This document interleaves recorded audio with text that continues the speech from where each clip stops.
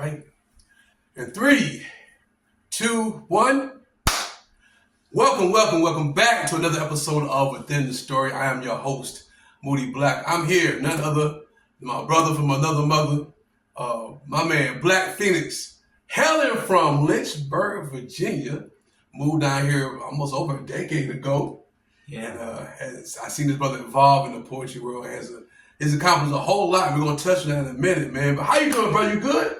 Man, yeah, I'm good, man. That's what I'm talking about. All right. So for those who do not know, my man Black Phoenix is a poet, slam coach, nerd champion, multiple times, Haiku champion, slam champion. He's done it all.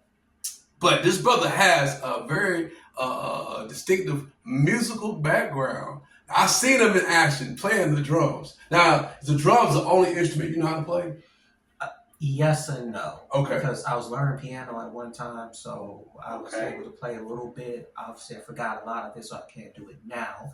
I've sung on multiple choirs, another skill that slipped because it's another one of those things where if you don't use it, you lose it. So I wrote music before I got into poetry, so I was very music-centered before I got into poetry. Okay. Now, speaking of poetry, let's guide our audience through that journey. I remember a decade and more ago, young Black Phoenix come to Coffee on the Ground, paper shaking. And I say that not to make jest of it, but to let people know that there's a process in this. This is a level of growth because we all have to start somewhere. But I remember saying to him, and shout out my man, Mr. Nick, my man, Red Clay. My man Phoenix was doing gigs at Red Clay, and we were going down there and seeing him. Next thing I know, he's at Coffee Underground. But walk us through your journey with poetry. How did you get started? Who were some of your influences? Then we're going to get to how you evolved. Well, I got into poetry because at the time, my grandmother died. And for me, it was a way to cope with that, to write poetry and write songs. And some of my biggest influences were my dad because he wrote before he got into work. Rudy Francisco's one of my heroes when it comes to Shout out Rudy. Yeah, and this other guy sitting right here is also one of my biggest influences too. Little old me. Yeah.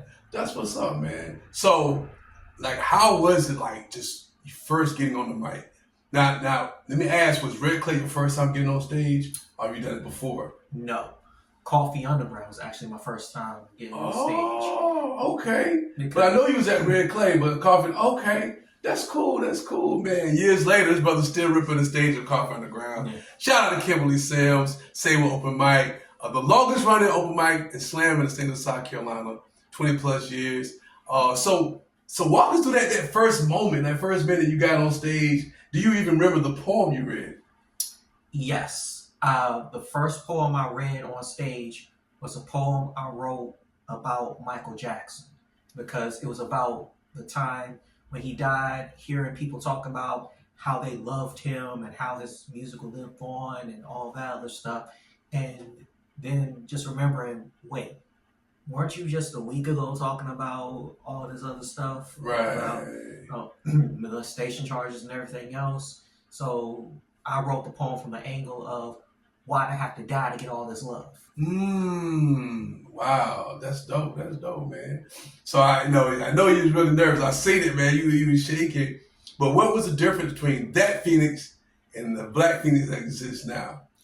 This Black Phoenix has had a lot of coaching and has had experience, has competed against a lot of other different poets. I've taken a lot of writing courses, a lot of performance courses. I've just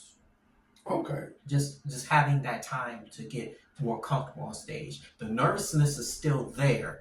It's just manageable now. Right, and then I tell people that it's okay to be nervous. We human, we get to share a part of you in front of strangers. But I think it's beauty in that, man. And it's also beauty in the evolution. Like, I've seen you grow, to be this masterful performer and writer. And your writing always been dope. But you can see the confidence, as you grow throughout the years, man. And dude, you're a powerhouse, bro. And salute. So this gentleman here is also a national Haiku slam champion. Now, those who listening, you forgot about Haiku. Number one, you should have paid attention in school. But haiku is a very short piece of poetry. a Japanese form of poetry, 17 syllables. Well, this brother has been able to master it, and not only usually written by nature, but this guy has like a wide range of haiku. But what got you into writing haiku?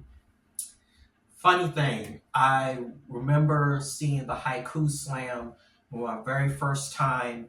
It was at Southern Fried.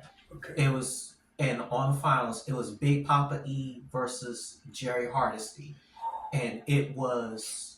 Yeah, that was epic. I was there. It was the most epic thing I'd ever seen, and to see each one of them come up with these haikus is so genius and touch on so many deep topics, not just about nature, just this wide range of different things, and be able to talk about it in such a powerful fashion, to say so much in so short of a little piece. I was just like, yo, I want to do that. That's cool. So do you find it challenging to compress a whole bunch of ideas and thoughts into just 17 syllables? Oh yeah, that's the fun of it. That's the fun of it. Cool. So this guy has won multiple haiku slams at our venue here in Greenville, South Carolina. But to be able to go out at these Southern Friday national events, man, to participate and win, I mean, how was that process of starting here and just going to another level with it, man? How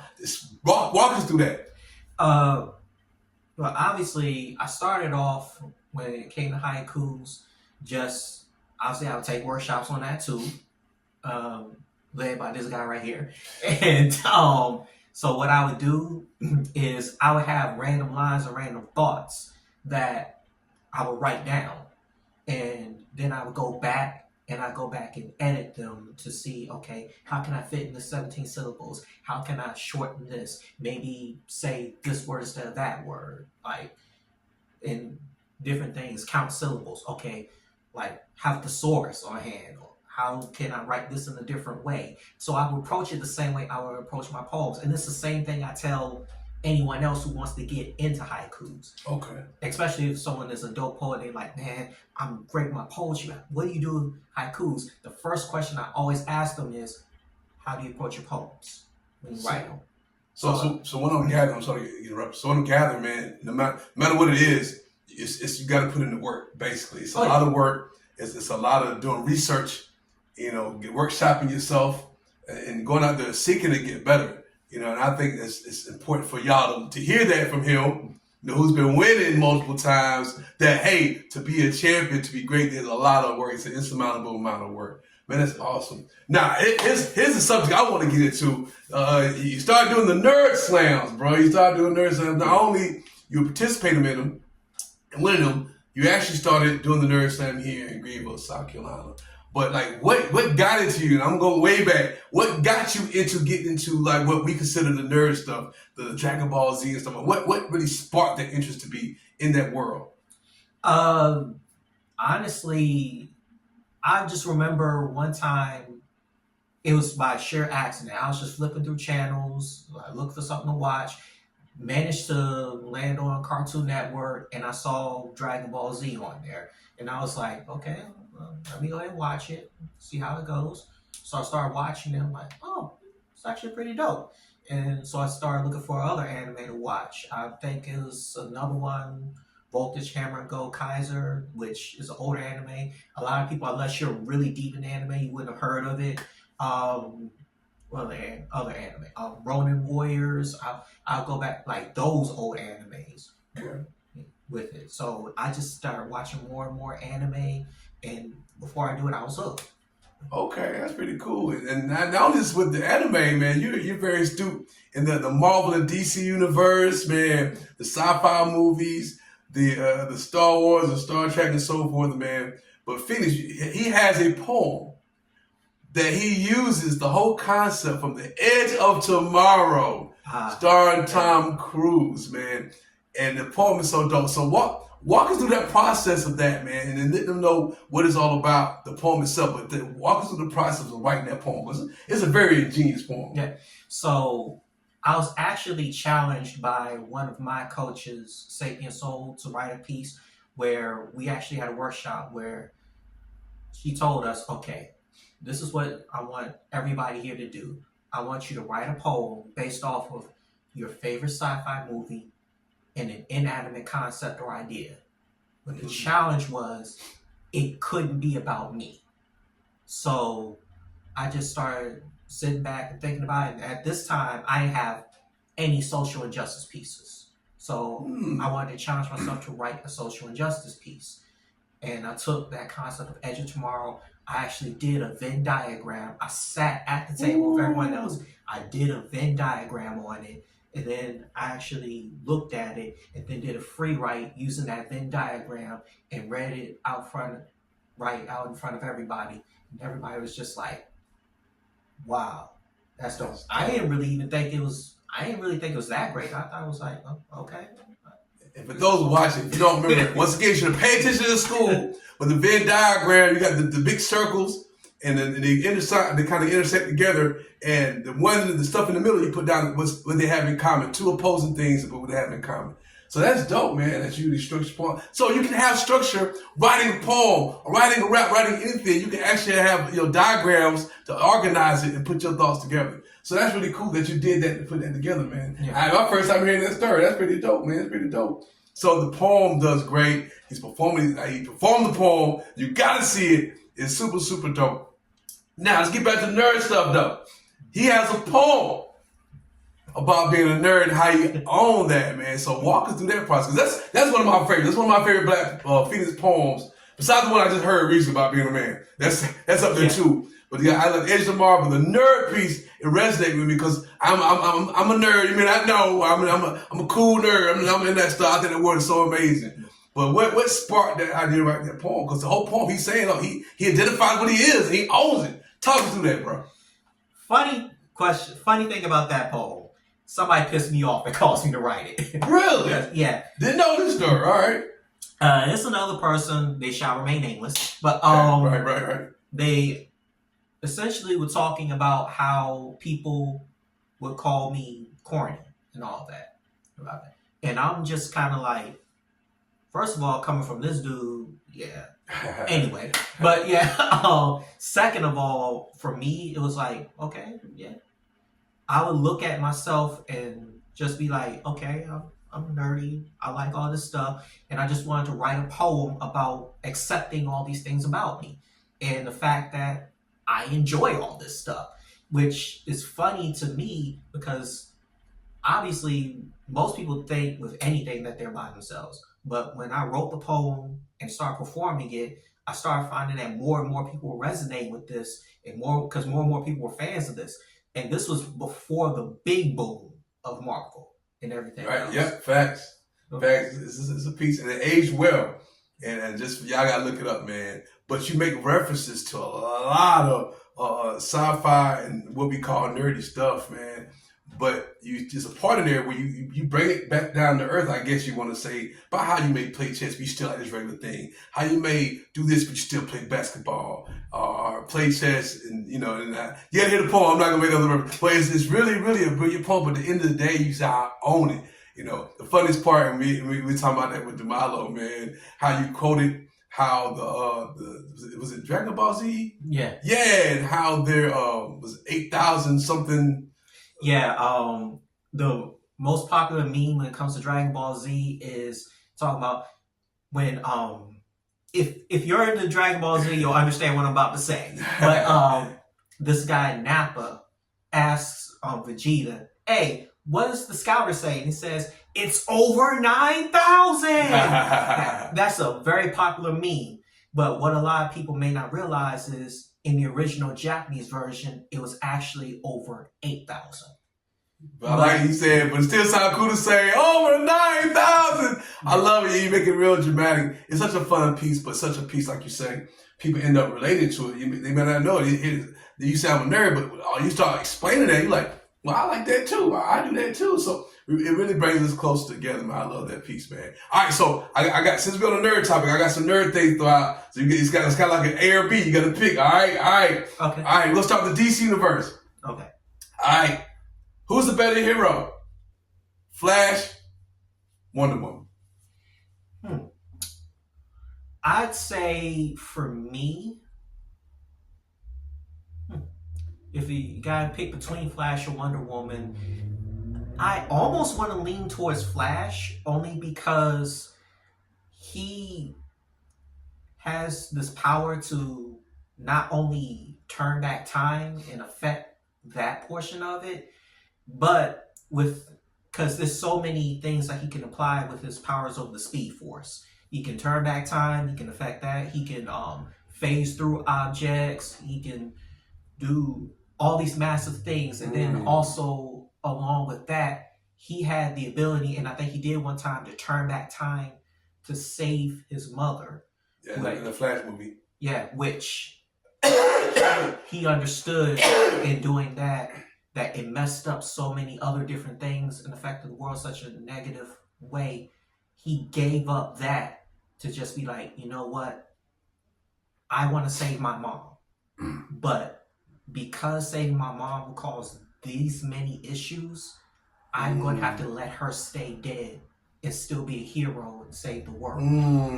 Like, I love the fact I didn't have to ask him to explain why he chose certain things. I really love that. All right. Batman, Superman. I would say Batman because it's more of a risk for him to save the world. If you're invulnerable to bullets, you can shoot lasers from your eyes, you can fly, have super speed, have all this stuff. It's not as big of a risk for you. Whereas Batman is fully human. He's pushing himself as far as he can, physically, mentally, everything else. So it's one of those things where, and I reference the Hancock movie on this. There's this line when Hancock is talking with his Jason Bateman's character, I think it is, where he was just like, "Hey, good job, because bullets bounce off me, they don't bounce off you." Okay. So you're saying Batman. All right. Batman, Flash. Still toss up. I would almost gear a little more towards Batman, only because, again, same deal. I mean, he still has more propensity, is more prone to die in that instance. Okay. Whereas Flash almost has an out almost every time. Now, that's the reason why I only say slightly there is because, again, with Flash, he chose to say, you know what, the world works out better if my mom stays dead. But he then had to go through that whole process of saving his mom to realize that. Whereas Batman or Bruce Wayne, which is kind of tricky because you have to say which version of Batman because there's so many. But that's another thing. Okay, yeah. So you go with Batman is what you're saying. Yeah, only because, like I said, he already understood that. And he also, is helping others with it. I don't know if you remember, if anybody's ever seen Young Justice, when he talks about Robin and bringing him up and mentoring him. And he's like, I had to help Robin to find his parents' killers and bring them to justice. And I think Wonder Woman asked him, why? So he could turn out like you? He said, no, so that he wouldn't. Dope. Okay, let's get them over real quick. All right. Spider-Man, Captain America. That's a tricky one for me. Queens of Brooklyn. Because if you ask me who was my favorite one between the two, I would say Spider-Man. Who's the better hero, man? I feel you, but give me the better hero. Saying who's the better hero?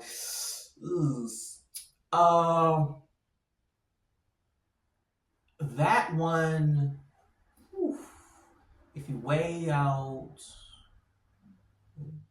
who they actually save and what they actually do for people, I almost want to say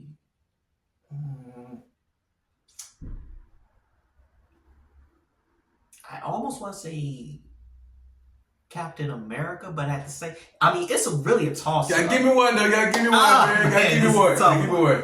Oh man, this is a tough one.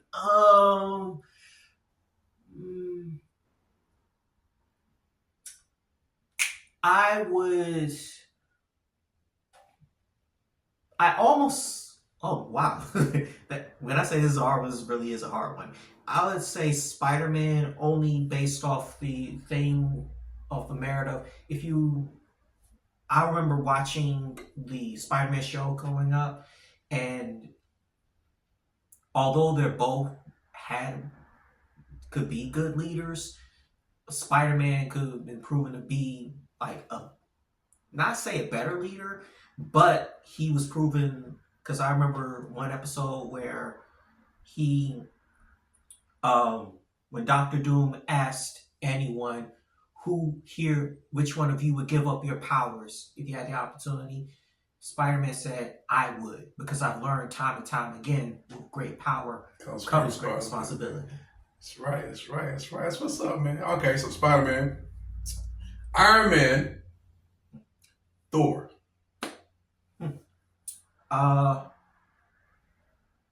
Better hero. Yeah, better hero.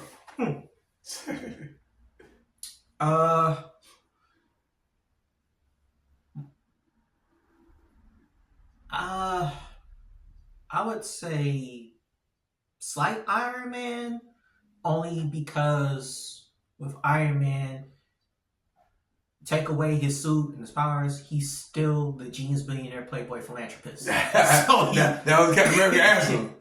Yeah. Take away his suit, what do you use? Okay, billionaire. Okay. All right, so we got Iron Man, Spider-Man. Probably still Iron Man. If you go by the movies, I would say still Iron Man because he mentored Spider-Man to help bring him along and kind of play almost like that Uncle Ben-ish character to teach him like, hey, and especially going back to the whole thing, it's like if you feel like you're nothing without the suit, you should never put it on. Yeah, that was a dope line. All right, so now we're gonna put Marvel and DC. Batman, Iron Man, which ironically both are suited from each other, are built from each other. Who's a better hero? DC's winner or Marvel's winner? I'll say Iron Man. Only because like Iron Man has Tony Stark has more ingenuity. Now, Batman obviously is the better fighter of the two. We know that portion of it. But with Iron Man's tech and his not just his tech, but his thought process, his know-how, knowing how to like having different contingencies and everything else, I think he comes out as the better hero of that. Okay, that's cool. All right, y'all heard right here. We have a little nerd talk, man. But let's get back to Black Phoenix. Let's get back. Let's get to Marcus. Y'all know Marcus. You know what I'm saying? That's the real guy behind the nerdum. This is Marcus, man. So I know going back, I mean, you tell me some stories from time to time in school, man, and just stuff you was into. I know you played the instrument and stuff like that, man. But did you have any writing influence besides? I know you said your parents and whatnot, your father and whatnot. But there any other poetic influence that you learned about in school that kind of inspired you a little bit more before you really got down here and started getting real serious with it? Before that, when it comes to poetry, it could be like page poets, because I have Nikki Giovanni and rest in peace, by the way. But people like that. This gonna sound cliche, but it was really when I started watching Deaf Poetry. Okay, when I was there, cool. Because I remember to this day, I remember watching Black Ice. Smooth Black Ice. Yeah, and it's funny because the reason what drew me to it is because it was like I didn't know you could cuss in poetry. Hold on, man. For real? Yeah. Oh, you didn't even know niggas Giovanni. No, because I wasn't really that deep into poetry back then. Because for me, it was mainly music. Like my first introduction to poetry was obviously my mom told me that my dad wrote, but it was like, oh, okay, that's cool. That will explain why I like to write a little bit. And then watching that poetry jam, I was like, oh, You can do this? Yeah. Exactly. That's cool, man. So once again, the Black Ice, man. I gotta make sure I send this to him. Black Ice, super cool dude. That's cool, man. So you get down here, you find out you're pretty good at this thing, man, and you win all these slams. And now, since 2019, because I retired, and then we all passed the baton to this young man. And now he is the coach, slam coach for the Say What Slam team, representing upstate of South Carolina, specifically Greenville, South Carolina. And I know, man, that you coaching is a chore. You know what I'm saying? You got all these multiple personalities to coach all that, man. But tell us some of the great things that you've learned is because this is your first time being coach, right? Yeah. Now, some of the things you learned and some of the great things that you got out of it, being a slam coach. Okay. So one thing I got out of it is definitely learning more about myself and learning that I loved to teach and coach. I love seeing other artists develop and helping other artists develop. I've learned, obviously, to listen. I've learned that just being a coach doesn't mean I'm leading and I'm head of everything, all of that. Sometimes you have to listen and take a step back in order to lead as well. Wow, that's dope, man. That's dope. And that shows growth to be able to say that, man, to start with yourself.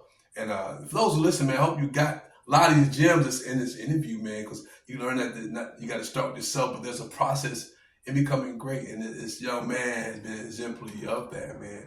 All right, final question, man. What is next for Mr. Black Phoenix? Next for me is coming up this other Friday. I want my team to take that title home. Y'all heard that? They coming. So I want that. I want to, while I've achieved many things, like won titles, even had the pleasure of opening for Carl Thomas one time with my poetry, I hope to push that further and do even more in that regards to poetry. I want to get into, like I said, I got into the teaching aspect a little bit with that, especially with coaching. I want to get more into that aspect of it, to teach as well as perform, not just be like, hey, I want to hit a stage every time, which obviously, yeah, I love performing and I don't want to stop performing. I want to keep doing it as long as I love it, but at the same time, I also want to teach. I also want to coach. I want to do more workshops. I want to do more of those things. That's really cool, man. That's dope, man. Well, hey, wish you much success. We're going to go ahead and claim things to do it. All right, tell people where they can find you, my brother. All right, so you can find me on Facebook, Black Phoenix Poet, on my business page, on Instagram, Black Phoenix Poet, Snapchat, Black Phoenix Poet. So you can email me, Black Phoenix Poet, Cash App, Black Phoenix Poet. So I make it as easy as possible to find me, like all things Black Phoenix Poet. Y'all heard it here. Make sure y'all support and follow. We'll make sure we try to put those links in the description part, man. Well, thank y'all for joining us within the story. I'm your host, mOody Black. Our special guest, Black Phoenix, representing Lynchburg, Virginia, but he's here. He's almost down to us in South Carolina. We got him. No, I'm just not even saying it like that. Well, thank y'all for tuning in. Y'all know what it is. Be good, be great, be kind, stay on the grind. See y'all next time. Peace. Yeah, that's that feel good.